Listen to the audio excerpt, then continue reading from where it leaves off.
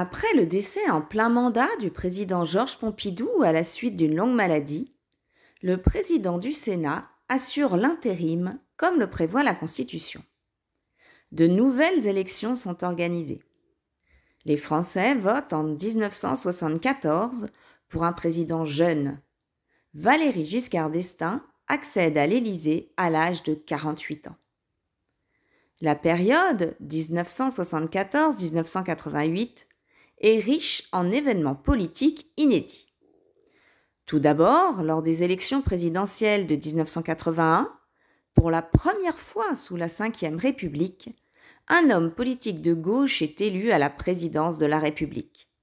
On parle d'alternance. L'alternance politique se produit lorsque des partis appartenant à des courants politiques différents se succèdent au pouvoir. François Mitterrand enchaîne 2 septennats et reste au pouvoir de 1981 à 1995. C'est la seule fois de la Ve République où un président restera aussi longtemps en exercice. Durant la présidence de François Mitterrand, 2 élections législatives mènent la droite au pouvoir. Jacques Chirac devient Premier ministre de droite d'un président de la République de gauche. Il reste en poste de 1986 à 1988. En 1993, Édouard Balladur accède aux fonctions de Premier ministre. Lui aussi restera 2 ans à ce poste jusqu'en 1995. On parle de cohabitation. Il s'agit de la coexistence institutionnelle entre un chef de l'État et un chef du gouvernement politiquement antagonistes. Enfin, toujours durant la présidence de François Mitterrand, une femme est nommée Premier ministre pour la première fois de la Ve République. Édith Cresson ne restera que 11 mois en poste.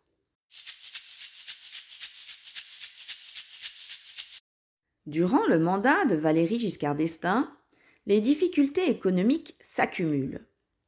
Valéry Giscard d'Estaing est le premier président depuis la Libération à n'avoir pas profité des 30 Glorieuses. Le nombre de chômeurs est multiplié par 4,75 entre le début et la fin de son mandat. Dans le même temps, le pays entre en récession. La récession est un phénomène de ralentissement du rythme de la croissance économique. Des réformes sont cependant entreprises. La majorité est abaissée à 18 ans, la législation sur le divorce progresse et le collège unique est mis en place.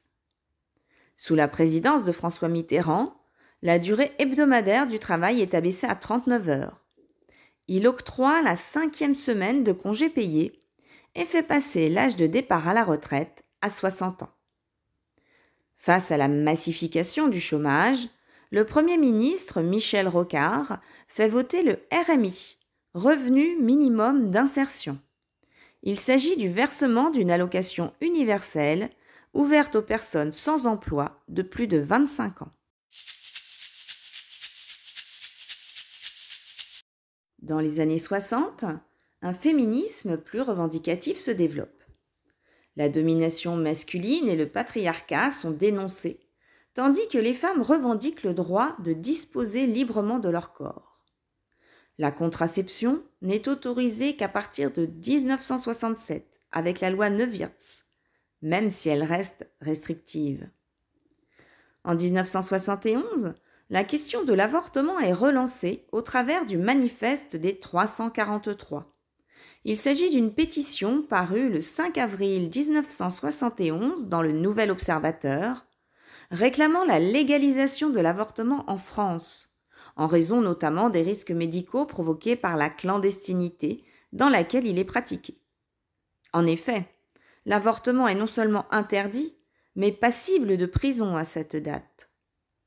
Sous la présidence de Valéry Giscard d'Estaing, la loi Veil est votée en 1975. Cette loi, proposée par la ministre de la Santé, Simone Veil, donne lieu à des débats violents et à des arguments caricaturaux à l'Assemblée nationale. Cette loi dépénalise l'avortement, encadre l'interruption volontaire de grossesse et autorise l'interruption médicale de grossesse.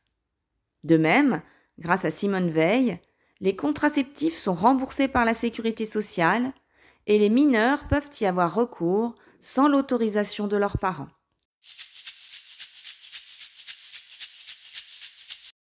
La mesure la plus symbolique et la plus forte de la présidence de François Mitterrand est l'abolition de la peine de mort en 1981. Déjà présente dans son programme présidentiel, cette proposition est à contre-courant de l'opinion majoritaire des Français. À l'époque, 62% des Français sont favorables à la peine de mort. À cette date, la France est le dernier pays de la CEE à toujours pratiquer la peine de mort. Robert Badinter, garde des Sceaux et ministre de la Justice, abolitionniste convaincu, porte ce projet de loi. Il démontre que la peine capitale n'engendre que la violence et que l'abolition, au contraire, privilégie la rédemption et la confiance en l'humain. L'abolition de la peine de mort est votée par 363 députés. La France est le 36e État à avoir aboli la peine de mort. Depuis les années 50, le nombre de bacheliers ne cesse d'augmenter. 8% en 1956, 37% en 1988. Cette augmentation du nombre de bacheliers s'accompagne d'une augmentation massive du nombre d'étudiants. On en comptait 200 000 en 1956, ils sont 7 fois plus en 1988. Cette poursuite d'études dans le supérieur n'empêche pas l'augmentation du chômage, qui passe de 2,9% de la population active en 1970 à 7,9% en 1990. La structure de l'économie évolue. La part des employés des secteurs primaires et secondaires diminue largement, faisant place à une tertiarisation de l'économie, symbole de développement. On constate de même une féminisation de l'emploi, puisque le taux d'activité des femmes passe de 40% en 1960 à 58,9% en 1990. Si la population française augmente, en revanche, la part des jeunes de moins de 20 ans diminue. La population française commence à vieillir. La situation des femmes dans la société s'améliore peu à peu, même si une discrimination existe toujours, que ce soit dans le monde du travail, en politique ou dans les relations hommes-femmes. Le président François Mitterrand le reconnaît lors d'un discours en 1982. La situation de la femme dans notre société reste marquée par la dépendance, l'inégalité et le non-respect du droit de la personne. Les femmes sont les premières concernées par le travail à temps partiel, les inégalités de salaire, le plafond de verre dans les entreprises. La loi Roudy de 1983 tente modestement d'apporter une réponse au problème en rappelant les fondements d'égalité de la République au travers d'une volonté de réaliser l'égalité professionnelle.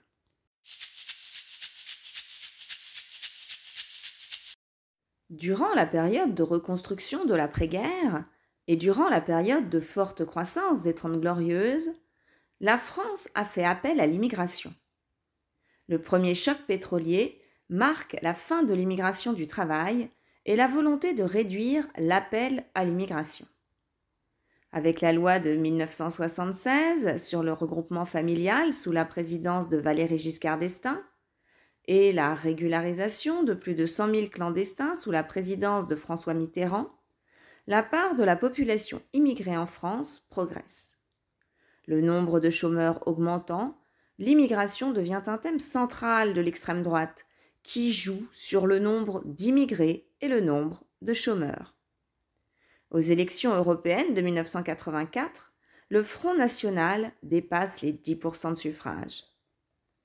Les années 1980 sont marquées par un racisme important. Des associations voient le jour pour lutter contre la xénophobie. SOS Racisme, créé en 1984, lance dès l'année suivante le slogan « Touche pas à mon pote ». Dans les années 80, se répand un virus, le VIH, virus de l'immunodéficience humaine. Ce virus s'attaque au système immunitaire et l'affaiblit jusqu'à la phase du sida, syndrome d'immunodéficience acquise. Le virus se transmet par voie sexuelle et sanguine, mais aussi au travers du lait maternel. À l'époque, l'ignorance entraîne une stigmatisation des personnes atteintes. Au départ uniquement observée dans la communauté homosexuelle aux États-Unis, l'épidémie de sida est rapidement qualifiée de cancer gay, avec pour conséquence des discriminations homophobes plus fortes. De même, les populations hétérosexuelles se croient protégées du virus. Des campagnes de prévention se multiplient progressivement, incitant au port du préservatif, au non-échange des seringues et encourageant au dépistage. Des associations militantes secrètes, telles ACT UP, afin de sensibiliser, d'organiser des opérations de prévention, de permettre l'accès aux soins équitables au moment de l'arrivée de la trithérapie sur le marché. Ces associations luttent aussi contre les préjugés. L'affaire du sang contaminé éclate en 1991. Des lots de sang contaminé par le VIH ont été distribués entre 1984 et 1985 et transfusés à des malades. Alors que les responsables du Centre national de transfusion sanguine avaient été informés par plusieurs laboratoires que la pasteurisation permettait de rendre sains les prélèvements sanguins. Il s'agit d'un scandale sanitaire, politique et financier qui incarne la première grave et profonde crise sanitaire.